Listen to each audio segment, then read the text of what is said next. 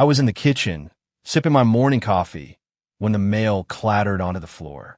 I bent down, expecting bills or junk, but the envelope was official, thick, heavy, stamped with the government seal. My hands shook as I tore it open. "Michael, what is it?" Emily's voice called from the living room. I swallowed hard. It's my draft notice." Her footsteps were quick. She appeared, eyes wide, lips trembling. "Wait, you mean you're being called?" I nodded, staring at the letter. "I have to leave, Em. They want me in active duty starting next month." She dropped onto the couch. "But, Boston? Our plans?" "Ryan and I, we were supposed to have the weekend together, the engagement party." Her words trailed, and I felt my chest tighten. "I know," I said softly. "I never imagined it'd come so soon. But my country, it needs me." She looked at me, searching my eyes. "And us? What happens to us?" I took a deep breath. "We'll be fine. We have to trust each other." Ryan appeared in the doorway, smirking but uneasy. "So, the famous Michael Carter is off to save the world. Don't forget us little people when you're a hero." I smiled weakly. "You'll survive without me, right?" He shrugged, though his fingers fidgeted with his watch. "Yeah, maybe. But Emily." His gaze lingered on her longer than usual. "Take care of her, man. Don't let anything happen." Emily blushed, looking down. "Ryan." I clear my throat. "I'll be fine, Em. I promise. I'll come back. Nothing will change that." She laughed nervously. "I know, it's just scary." "It's scary for me too," I admitted. "I'm not going to lie. But fear doesn't get to decide for me. Responsibility does." Ryan put a hand on my shoulder. "Then go be responsible. Just come back in one piece, all right?" I laughed despite the lump in my throat. "Deal." Later that evening, we sat around the small dining table, my draft notice between us like a silent wall. Emily fiddled with her necklace, avoiding my gaze. "Michael," she finally said, voice barely above a whisper, "do you really have to go?" "Yes. I don't get a choice. But I get a choice in how I come back. Stronger. Alive. And for us." Her eyes glistened. "Promise me you'll write. Every week. No matter what." "I promise," I said, squeezing her hand. "Every single week. I'll write about everything, battles, victories, even the mundane stuff. You'll be the first to know everything." Ryan leaned back, arms crossed. "Man, you're sounding like you're leaving for a year instead of a month." "Feels like forever," I muttered. Emily's lips trembled as she whispered, "I don't want to lose you." "You won't," I said firmly, brushing a strand of hair from her face. "I'll come back. You have my word." We spent the night talking, laughing through the fear, clinging to each other like it might be the last time. Ryan kept teasing, but I caught him staring at Emily a few times, and I pushed the thought away. Too many things on my mind already. The next morning, I packed my bag, double-checked my letters and essentials, and slipped on my jacket. The taxi waited outside. Emily hugged me tightly. "Be careful." "I will," I whispered. "And Emily, wait for me. Don't let anything shake your heart." She nodded, but her eyes betrayed her uncertainty. "I'll wait. Always." Ryan shook my hand firmly, looking me in the eye. "Bring me back a war story. Something epic. And don't forget her, or—" "Don't worry," I said, forcing a grin. "I've got both of you in mind." I stepped out into the cool morning air. The taxi drove off slowly, Emily waving from the sidewalk, Ryan standing behind her with a forced smile. My heart ached, but I tried to focus on the duty ahead. As the plane lifted, I stared at the shrinking city below, thinking about all the plans I'd left behind. I didn't know that when I returned, nothing would be the same. I swallowed the lump in my throat, tightened my grip on the seat, and whispered to myself, "I'll come back. I promise." And just like that, the peaceful life I knew began to slip through my fingers, leaving uncertainty in its place. The first morning on the front line, I woke to the smell of smoke and wet mud. Somewhere close, a shell had landed overnight. I sat up, rubbing my face, and saw David Harper already checking his rifle. "You awake, Carter?" he asked without looking at me. "I'm up," I muttered, my voice rough. "Can't sleep anyway." David glanced at me, eyes steady. "War doesn't care if you sleep or not. Better get used to it." I nodded, staring at the mud-streaked horizon. "Feels unreal, like I'm living someone else's nightmare." He shrugged. "Welcome to reality." Don't let it break you. Keep your head down, and you'll make it. A shell exploded nearby. I flinched instinctively. I didn't expect it to hit this close. David's hand rested on my shoulder briefly. Nobody does. But we move forward, or we don't move at all. Later, in the trench, we ate cold rations in silence. My mind drifted to Emily, to the life I had left behind. I pulled out her last letter, worn and crumpled, and read it under dim light. Michael, I think of you every day. Stay safe. Come back to me. I smiled weakly, tracing her handwriting, but there was a hesitation, a line that didn't feel right. I miss you more than words. Stay strong. The ellipsis nagged at me. Was it just her way of pausing, or? I shoved the thought aside. I had no time for doubt. David leaned over. Reading a love letter? Makes it feel a little easier, doesn't it? I gave a short laugh. Yeah, it does. And terrifying at the same time. I want to believe every word, but he didn't finish the thought, just nodded. Trust what you can. Nothing else matters here. Days blurred. Gunfire, shouting, the groans of the wounded. I watched friends fall, some screaming, others silent. One night, a young recruit next to me didn't wake up. I shook him, called his name, but he was gone. I couldn't stop the tears. David was there, without words, just a steady presence. It happens, he said finally. It's cruel, but we honor them by surviving. How do you stay so calm? I asked, voice breaking. Experience, he said, and knowing panic kills faster than bullets. We moved from trench to trench, dodging mortar shells, scavenging for food. I started noticing small things. David's careful checks, his way of keeping the men's spirits intact, his quiet jokes to keep fear at bay. He became more than a comrade. He became a brother. One evening, as we rested behind a crumbling wall, I admitted something I hadn't told anyone. I keep thinking about home, about Emily, about what I left behind. David chuckled softly. We all do, but you can't let it paralyze you.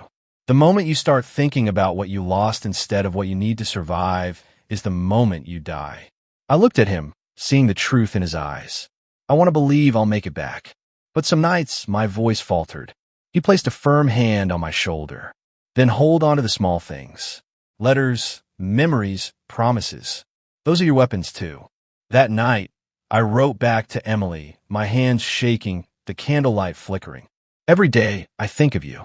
Every day, I survive for you. I hate this war, but I carry you with me.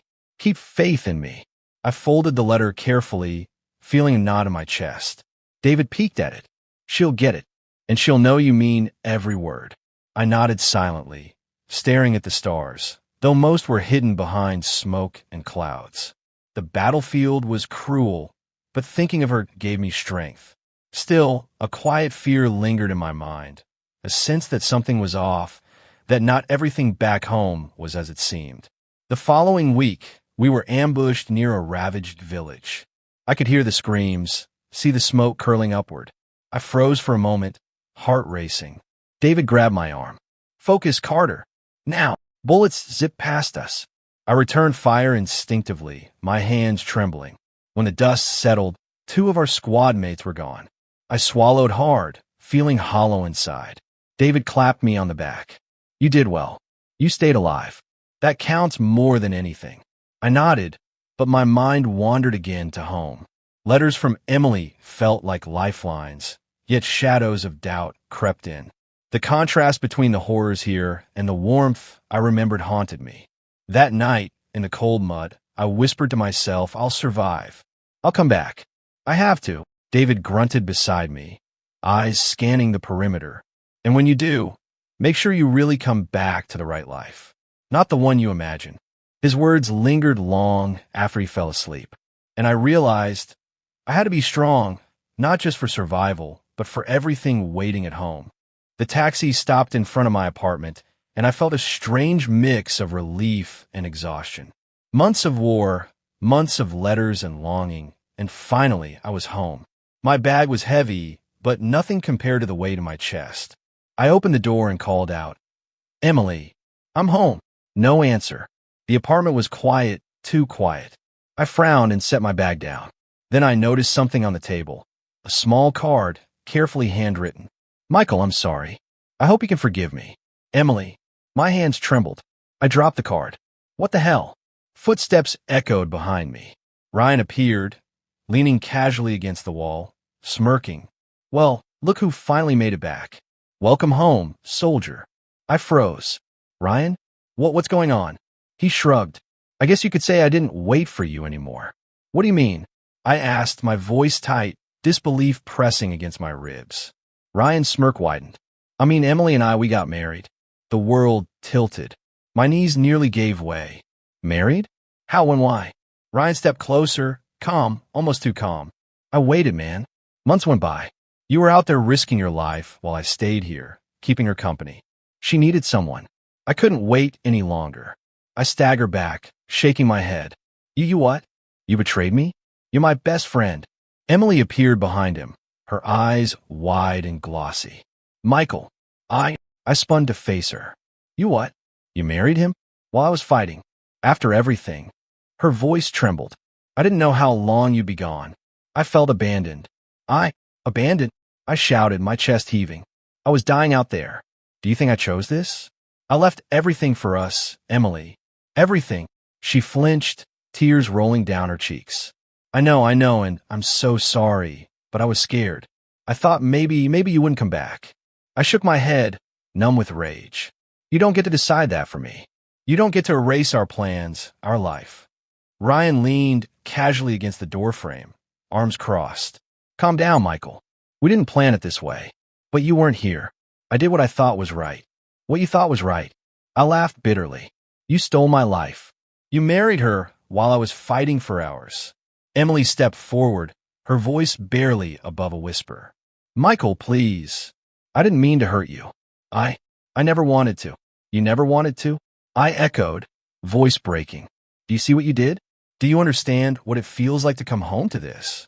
She sobbed, clutching her hands. I'm sorry. I was scared and lonely and confused. I didn't know how to wait. Confused. I spat the word. You call this confusion? You call betraying me for months confusion. Ryan shrugged again. Look, I'm not the villain you want me to be. I loved her. You were gone. I couldn't sit and wait forever. I backed away, shaking. You loved her? You call this love? This is selfishness. This is betrayal. Emily reached out, but I stepped back. Don't touch me. I don't know who you are anymore. Tears blurred my vision. I fell onto the couch, my hands gripping my head. I can't believe this. I risked my life for nothing. You risked your life for me, Emily whispered, kneeling beside me. But I made a mistake. I didn't know how to wait. I didn't know how to be strong like you. You didn't have to be strong. I yelled, voice raw. I needed you to trust me, to wait, till my voice cracked, to love me back the way I loved you. Ryan rolled his eyes. Michael, calm down. You think screaming at us changes anything? It's done. I looked at him, rage and heartbreak boiling together. Done? It's done? You don't get to tell me what's done. Emily's tears fell freely now. Michael, please. I can't take back what I did. I'm so sorry. I shook my head, exhausted, feeling hollow. I can't even look at you right now. I need to be alone. They watched me, silent, but I didn't care. I grabbed my bag, slammed the door behind me, and walked out into the empty street. The air felt heavy, the city unfamiliar. Every step felt like betrayal pressing down on my chest. I wandered aimlessly, clutching my jacket, trying to fight back the sobs. My mind raced. Revenge? Forgiveness? Or just nothing? I had no answers, only the raw, searing pain of what I had lost. Hours passed. I found a quiet bench in a small park, sat down, and finally let the tears come. I didn't cry for the war, not yet. I cried for the life I thought I had, for the trust shattered, for the love that now felt like poison. The betrayal cut deeper than any battlefield wound, and as the city lights flickered around me, I realized that nothing would ever feel the same again. I whispered to the empty air, I don't know if I can forgive or if I even want to. I need to figure out what comes next. I sat at my desk, staring at the blank screen in front of me, the office buzzing quietly around me. Papers stacked neatly, deadlines approaching, but my mind was elsewhere. On Emily, on Ryan, on the betrayal that still burned inside me. Michael, a voice broke through my thoughts. I looked up to see Sarah Thompson, carrying a stack of files. Hey, you're looking tense. I forced a smile. Just the usual chaos. You know how it is. She raised an eyebrow. Chaos, huh? You're shaking your leg like a nervous kid. What's really going on? I leaned back, rubbing my face. I guess life's just complicated right now. Some things happened while I was away. Sarah perched on the edge of my desk. Do you want to talk about it? I hesitated. Talking meant opening wounds, but maybe I needed it. It's personal, complicated. My fiancée. She married my best friend while I was gone. Sarah blinked, then frowned. Oh, Michael, that's wow. I can't even imagine. I thought I'd come back to my life. Everything normal. And then my voice broke slightly. It wasn't my life anymore. She nodded slowly. That's heartbreaking.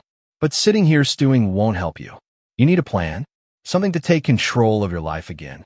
I leaned forward, elbows on the desk. That's the thing. I don't know if I want revenge or if I should just move on. But every time I see them or hear about them, it twists inside me. Sarah's voice softened. Revenge isn't the answer.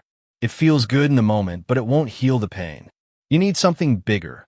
Your own life, your own victories. I rub my temples. I know, but it's hard. I can't just pretend it didn't happen. I want to make sure they feel consequences, but not in a way that destroys me. Sarah smiled gently. You can rise above it without stooping to their level. Build yourself stronger, smarter, happier. Let life handle them. Karma has a way of working. I looked at her, studying her calm, steady expression. You make it sound so easy. Easy? She laughed softly. No, but possible. You've survived war, Michael. You could survive this too. And more.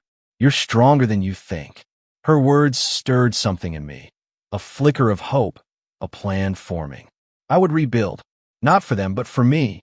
I would focus on my career, my ambitions, my health. And I would observe from the shadows, quietly, without losing myself to hate. I don't even know where to start, I admitted. Sarah tapped my hand lightly. Start small, one day at a time. And don't isolate yourself completely. You have people who care, even if they don't know all the details. Lean on them. I nodded slowly. Maybe I need that. Someone to remind me that not everyone betrays you. She smiled. Exactly. And who knows, maybe meeting the right people now will help you heal more than revenge ever could. I stared at the window, thinking of Emily and Ryan, their life continuing without me. The sting was still sharp, but I felt a subtle shift, a recognition that my life didn't have to revolve around their mistakes. I'll try, I said finally. I'll focus on me. And maybe I can even find peace someday. Sarah grinned. That's the spirit. And I'll be here to remind you when you forget. Over the next few weeks, I threw myself into work, long hours, and late nights. I watched Ryan from a distance occasionally, through social media updates, through mutual friends, careful not to let anger consume me. Each time I saw him stumble, make mistakes, or show arrogance, I felt a quiet satisfaction, not from gloating, but from knowing life had a way of balancing itself. Emily's letters slowed, and when they came, I read them cautiously, noticing the hesitations, the subtle guilt, the unsaid apologies. But I didn't respond immediately. My focus was shifting from obsessing over them to building my own path forward. One evening, Sarah and I stayed late, sorting files. She noticed my furrowed brow.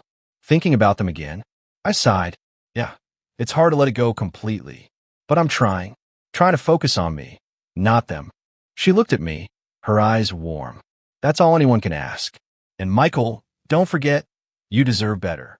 A life you choose, not one dictated by betrayal. Her words resonated deeply. I realized she wasn't just being supportive.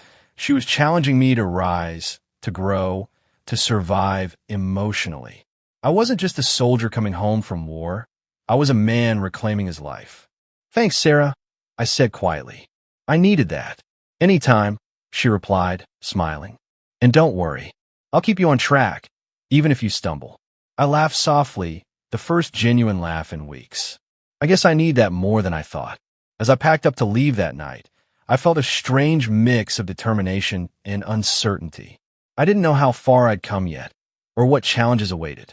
But for the first time since returning, I felt a flicker of control, a chance to reclaim my life from betrayal and heartbreak. And maybe, just maybe, I thought there was hope for something better ahead. I watched from a distance, quietly, as Ryan's world began to show cracks. I didn't need to intervene. Life was starting to balance itself. "Ryan, what happened with the deal?" one of his colleagues asked in the office. He waved a hand dismissively. "Minor setback. Nothing to worry about. Just business as usual." I overheard it during a visit to the building for unrelated work. He was smiling, but there was tension under the surface, a flicker of doubt in his eyes. Later, Emily called me, hesitant. "Michael, I don't know if I should say anything." I leaned against the counter, my hands tightening around the phone. "Say what, Emily?" I think Ryan's making mistakes. He's losing clients, and people are starting to talk." I stayed silent, letting the words sink in. "I see. It's my fault, too. I didn't support him properly. I thought it would all work out if I just stayed quiet." "You can't control him, Emily. Nor can I. People see who they are eventually," I said softly, almost to myself. She hesitated. "I feel guilty. I never realized how much my choices affected everything.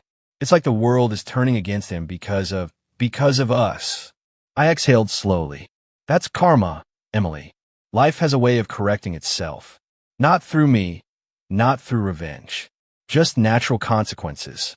"You don't feel satisfied?" she asked, voice trembling. "I do in a way," I admitted. "But it's mixed. There's a part of me that still hurts, still wants to shout, to lash out. But that wouldn't make me stronger. I want to be above that." I hung up and leaned back, thinking about the lessons from war, the patience, the endurance, the ability to observe and wait. Ryan had been arrogant, selfish, careless. Emily had tried to justify her choices.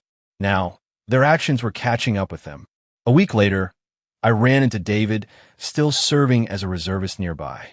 "You've been quiet lately, Michael. How's it going at home?" I smiled faintly. "Complicated, but I'm learning to let things unfold without forcing them. Life has its own way of dealing with people." He nodded. "Good. Revenge feels satisfying for a moment, but it rarely lasts. You're learning the real lesson." I thought about Ryan's latest misstep, a failed pitch, a client walking away. I saw the anxiety creeping into his confident facade, the way he double-checked emails, pacing his office late into the night. Emily's calls came more frequently, softer, more regretful. "Michael, I don't know what to do. I feel like I'm losing him, and I hate myself for it." I closed my eyes, letting the quiet satisfaction wash over me. "You can't fix everything, Emily. Sometimes the consequences teach more than apologies ever could." Her sobs were barely audible. I wish I had waited. I wish I had trusted you." "I know," I said quietly. "We all make mistakes. The important part is what we do after. That's where real strength shows." I found myself reflecting on the difference between immediate gratification and long-term growth. Ryan's collapse wasn't my doing, but observing it reminded me of human nature. Arrogance, deceit, and impatience always have cost. One evening, I saw Ryan leaving a meeting with a client, his expression tight. A minor argument broke out in the lobby, and I couldn't help overhearing. "You promised me results," the client snapped. "I'm doing my best." Ryan shot back, voice strained. "You're not doing your best. I can't trust you anymore." I stepped back unseen. That's when I realized the universe didn't need my intervention. It had a rhythm, and I was merely witnessing it. Emily called again that night. "Michael, he's unraveling, and I don't know if I can face him anymore. I feel trapped in what I did." "You can't undo the past, Emily, but you can choose your actions now. And so can he. That's what matters," I said. Her voice cracked. Do you hate me?"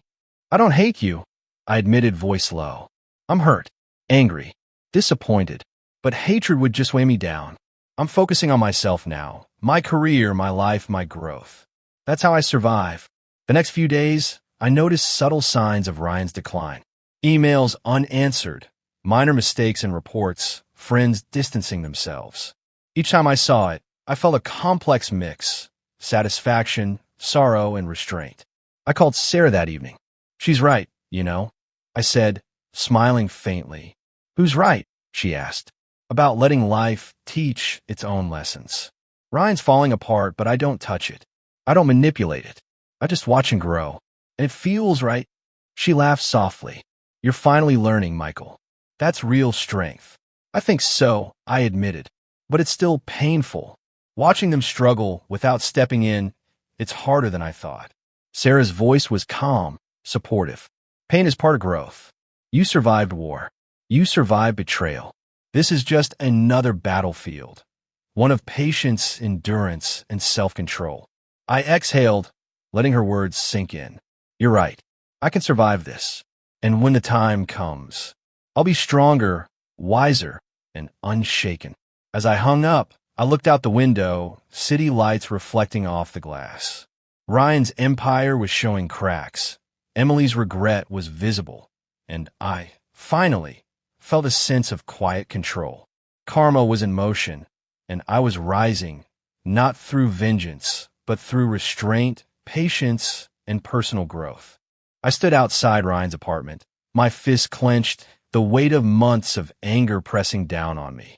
The city lights reflected off the glass doors, but I barely noticed. Tonight, I would confront them. I didn't know if I'd scream, cry, or walk away. I rang the bell. Ryan answered, his face lighting up, but I saw the strain beneath his charm. Michael. Hey man, what? Don't. I said sharply, stepping inside. Don't act like you don't know why I'm here. Emily appeared from the living room, eyes wide. Michael, please, we can talk. Talk. I laughed bitterly. You married him. Months of my life gone. And now you want to talk. Ryan raised his hands defensively. Michael, calm down. I can explain.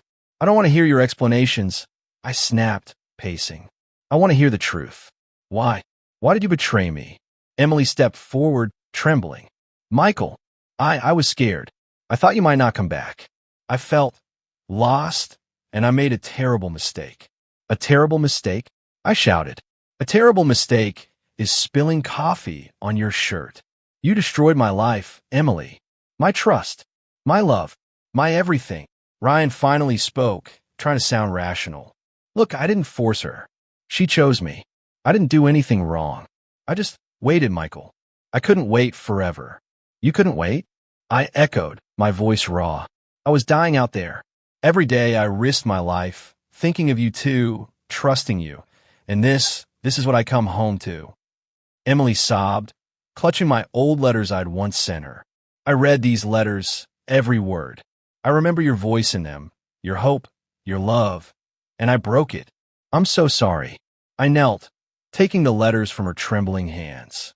The paper was worn, faded from time and tears. Each word stabbed me with memory, promises, dreams, laughter. Do you understand what this means to me? These weren't just letters, Emily. They were pieces of my heart. I know, she whispered, tears streaming. And I can't take back what I did, but I want to try to make it right somehow. Make it right, I repeated, voice shaking with fury and heartbreak. You think saying sorry undoes months of betrayal?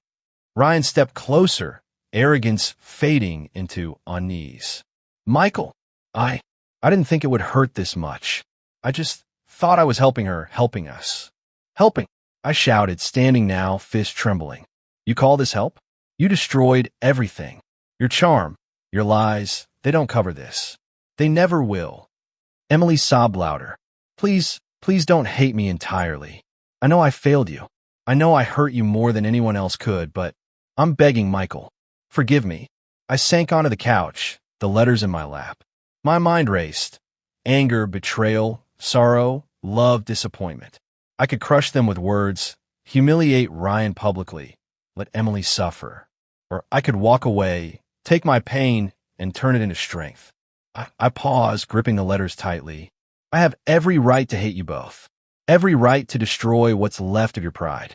But I've learned something watching all this unfold. Hatred, revenge, they don't rebuild a life. They destroy it further. Ryan looked confused. You're not going to... No, I said firmly. I'm not. I'm taking back my life, piece by piece. I'm leaving this behind, but not without remembering. Every lie, every betrayal, you'll carry that weight yourselves. I won't give it to you. I'll let it happen naturally. Emily fell to her knees, sobbing. Michael, are you walking away? Yes, I said quietly, but not without lessons. You will feel the consequences of your choices. Karma doesn't need me to enforce it. And I will rise above this, stronger than I ever imagined.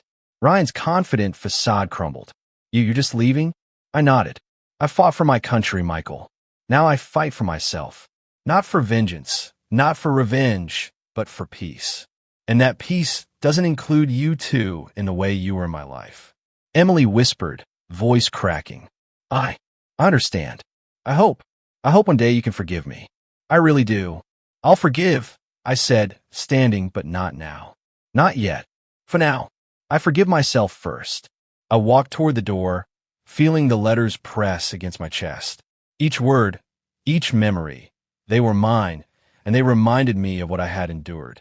My heart was broken, yes, but it was also alive, aware, and ready to heal. Ryan tried to speak again, but I didn't look back. Emily's sobs faded behind me as I stepped into the night. The cold air hit my face, and I breathed deeply, letting it fill me, let it cleanse me. For the first time since returning home, I felt control, not over them, not over their pain, but over myself. I would rebuild, I would survive, and I would let life, not revenge, dictate the lessons. The letters were in my hands, my past held close, but my future stretched endlessly ahead. And as I walked away, the weight of betrayal lifted slightly, replaced by determination. I whispered to the empty street, I choose myself, and that is enough. I sat at my desk in the new office, the morning sunlight streaming through the windows. The city felt different now, quieter in some ways, alive in others. I had rebuilt, step by step, block by block, brick by brick. Each decision, each effort was a statement. I survived, and I was stronger for it. Sarah walked in carrying coffee. You're early again, she said, smiling. I like mornings, I replied, taking the cup. They feel clean, like a fresh start. She sat across from me, tucking her hair behind her ear. You've come a long way, Michael. I see it in you every day. I smiled faintly, watching her. I've had a lot of lessons, painful ones, but I've learned to use them, not let them consume me. Sarah nodded. And you have. I've watched you rise while they faltered. Karma works in mysterious ways. I leaned back, taking a sip. Ryan's business collapsed. He lost clients, credibility. Even his friends have stopped calling. I hear he's struggling to keep his personal life together too. Sarah raised an eyebrow. And Emily? She regrets everything. I admitted, voice quiet. I get the occasional message. Short, hesitant. Apologies disguised as updates. I read them sometimes, but I don't respond. That chapter is closed. Does it hurt? She asked softly. I shrugged. It did. It still stings occasionally. But pain isn't meant to trap you. It's meant to teach you, to guide you. I've let it guide me toward growth, not destruction. Sarah reached across the table, her hand brushing mine. And look at you now, confident, focused, and alive. That's what matters. I smiled genuinely, gripping her hand. You've been a huge part of that, Sarah. Your support, your patience, it's helped me see that life doesn't end with betrayal. It evolves. She laughed lightly.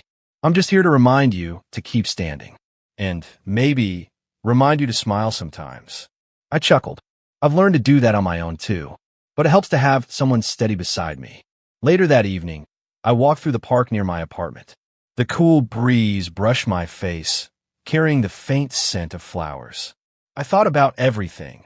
The war, Emily, Ryan, the heartbreak, the rage, the quiet satisfaction of watching karma unfold without my interference. A message popped up on my phone. From Emily. I hope you're well, Michael. I'm truly sorry for everything. I stared at it for a moment, thumb hovering over the screen. I didn't respond. Not because I was angry, but because I had no reason to. Closure didn't need dialogue. It needed acceptance. I pocketed my phone and kept walking. Each step felt lighter. I had survived the ultimate betrayal, reclaimed my life, and found clarity.